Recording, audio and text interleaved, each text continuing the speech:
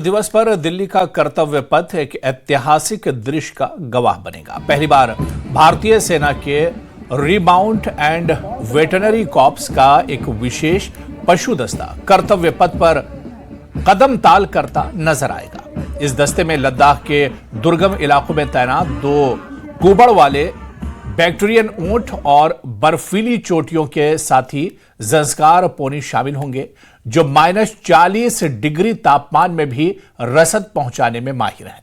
हवा में चौकसी के लिए सेना के बाज और जमीन पर दुश्मनों के छक्के छुड़ाने वाले सेना के जाबाज कुत्ते भी इस मार्च का हिस्सा बनेंगे।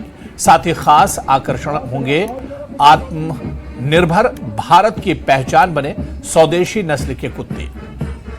मुधोल हाउंड, राजप्लायम और रामपुर हाउंड ये साइलेंस वॉरियर्स सेना की बहुत बड़ी ताकत है, जो कई मुश्किल ऑपरेशन में अहम भूमिका निभाते हैं।